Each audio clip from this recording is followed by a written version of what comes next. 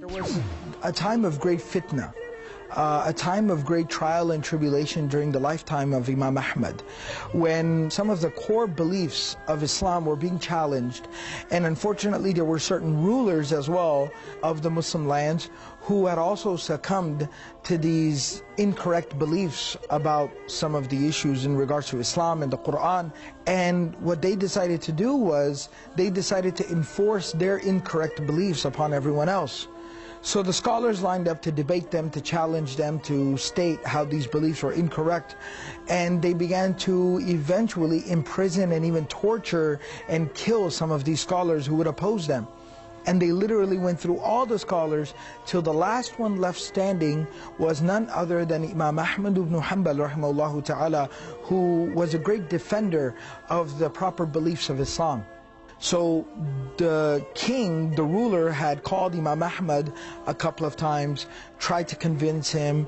Imam Ahmad had debated the people, the scholars or the intellectuals who were on the side of these incorrect beliefs, and he had defeated all of them in their debates. He had presented counter evidences and made them speechless. They had no response to him. So finally the ruler one day got fed up with this, he got tired with this, and he said, I am the king. I'm the ruler. I'm not going to take some nonsense from some Imam or some Sheikh. I'm not going to have him tell me what's right and what's wrong. I'm the ruler, I'm the king, I'm right. So he sends his soldiers over to Imam Ahmad's house. And he says, I want you to chain him up, tie him up like a prisoner. You know, like maximum security style. I want you to chain him up like a criminal. And I want you to walk him through, don't bring him from a side route, walk him through the center of the town, through the town square, through the marketplace, so everyone can see him humiliated. And then I want you to bring him here, and then we will lash him, and we will torture him, and we will punish him until he does not concede. So Imam Ahmad ibn Hanbal is now chained, and he's being brought through the town, and everyone's gathered around, everyone's watching, everyone's looking, everyone's gawking, you know, shocked and surprised at what's happening. And Imam Ahmad rahimahullah says, I started to think to myself, Ahmad, what are you doing to yourself? What are you doing to yourself? You're humiliating yourself. You're embarrassing yourself. Allah and His Messenger sallallahu alaihi wasallam have given you an out. You can say whatever this oppressive tyrant, ruler, whatever he wants to hear, you can tell him whatever he wants to hear. As long as you believe the truth in your heart, you're good, you're fine, you're okay.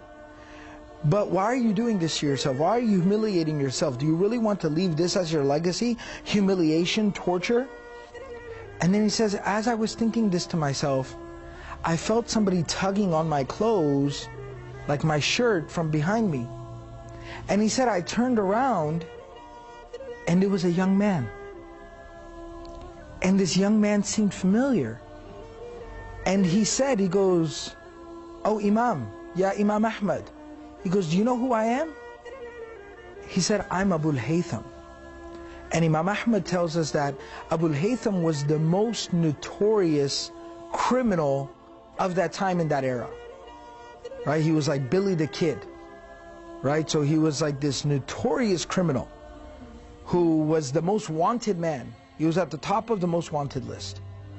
And he pulled him, he tugged him, and so when Imam Ahmad turned around, he goes, I'm Abul Haytham. He said, listen, I steal for a living. I rob people is what I do. And I have been lashed. He said, it is written in the court documents. It is written in the court records and the court documents. You go and you look. I have been lashed 18,000 times. What he meant was, I have received 18,000 lashes because of my crimes. But I haven't stopped doing what I do. He said, I serve shaitan for the sake of the dunya. I obey shaitan. I listen to what shaitan tells me to do for the sake of material worldly gain. But I haven't quit just because of a few lashes, 18,000. He says, you obey Allah for the sake of the deen and the hereafter and the akhirah. Don't you dare